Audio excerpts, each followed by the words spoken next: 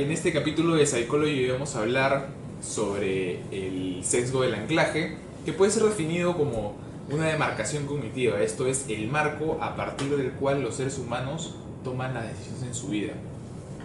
Y lo vamos a hablar en particular en el caso de los litigios, porque el anclaje, el ancla a partir del cual parte la discusión en un proceso judicial o en un arbitraje, puede influir directamente en la decisión final que tome un juez o un árbitro, y por eso es tan importante conocerlo. A nosotros como litigantes nos interesa bastante conocer esta herramienta y utilizarla, por supuesto, de manera ética. José María de la Jara y yo hicimos un estudio con 72 alumnos en el año 2014 de las universidades Pacífico, de la Católica y de la UPC, y descubrimos que el número inicial que se le plantea a los alumnos, y esto después se demuestra también en otros experimentos, puede influir en el resultado final o la forma en que ellos analizan un caso en particular.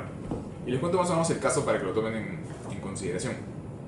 Básicamente, por hacerlo corto, les pedimos a los alumnos que resuelvan, como si ellos fuesen unos jueces en una situación determinada, un caso de indemnización por utilización de una composición musical sin la autorización de la persona que había creado esta composición. Y les pedimos que le otorguen una indemnización a esta persona. El grupo de control, al que no los dejamos en ningún momento, le dejamos que otorgue la indemnización de manera libre. Y en promedio, los alumnos decidieron otorgar una indemnización que ascendía aproximadamente, como pueden ver en la gráfica, a 850.000 soles. A un segundo grupo les pusimos un párrafo adicional y les dijimos que en casos anteriores similares, los jueces habían decidido otorgar indemnizaciones entre 100 y 150.000 soles. Y también les dijimos que estos casos anteriores no eran precedentes y por tanto no tenían que seguirlos necesariamente. Sin embargo, psicológicamente esto afectó la decisión de los alumnos e hizo que de 850.000 soles que había otorgado el grupo de control en promedio, la indemnización promedio baje a aproximadamente 350.000 soles. 500.000 soles menos simplemente por haberles dicho que habían casos anteriores en donde el promedio de la indemnización era entre 100 y 150.000 soles.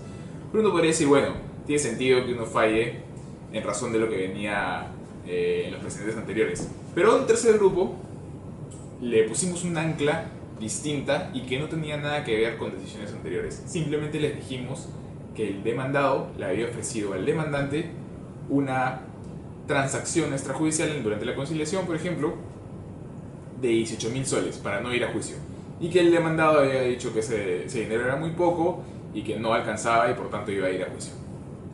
Nada más, no le dijimos si el valor era alto, si el valor era bajo, simplemente le dijimos se le había ofrecido 18.000 soles.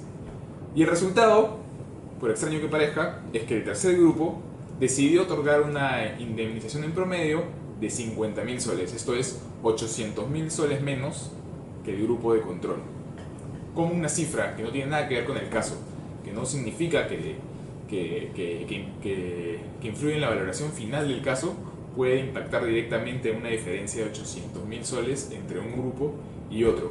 Y esto no solo lo dice el caso que José María y yo estudiamos en el año 2014. Hay varios casos anteriores en los que se obtienen respuestas similares. Por ejemplo, Mutweiler en Alemania realizó un estudio sobre una serie de jueces de derecho penal y se les hizo este caso. Se le pidió al fiscal que les cuente una historia al juez, pero que al final de la historia les pida a algunos jueces otorgar como prisión 12 meses a la persona imputada y en otros casos 24 meses.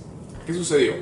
A los jueces a los que se les pidió 12 meses, por el mismo caso exactamente, solo que el pedido era diferente, los jueces decidieron otorgar en promedio, cuando se les dijo 12 meses, 18.4 meses de prisión.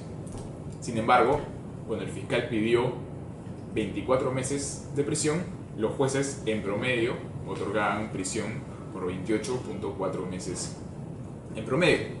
Significa que solo por la petición del fiscal, la decisión final del juez sobre cuánto otorgar como prisión podía variar, podía estar directamente influenciada. Y eso es importante cuando pensamos, por ejemplo, en las pretensiones principales y las pretensiones subordinadas. Cuando uno piensa en pedir $1.000.000 como pretensión principal y pedir 100.000 como pretensión subordinada, no solamente lo hace porque para ver si te dan alguna de las dos, sino porque al poner la pretensión principal primero, con un número que de repente podría llegar a ser un poco exagerado, puede hacer que la segunda pretensión, la subordinada, se vea incluso más razonable. ¿Por qué? Porque el ancla del cual parte el juez va a ser el millón y los 100.000 ya no van a ser un punto de referencia sin ninguna influencia alrededor, sino que van a estar directamente influenciadas por ese millón y se van a ver mucho más razonables de esa manera. Por eso hablamos de una demarcación cognitiva, como decíamos al principio. El primer número que se plantee en un caso puede, de manera inconsciente a veces, influenciar directamente en la decisión final de un juez.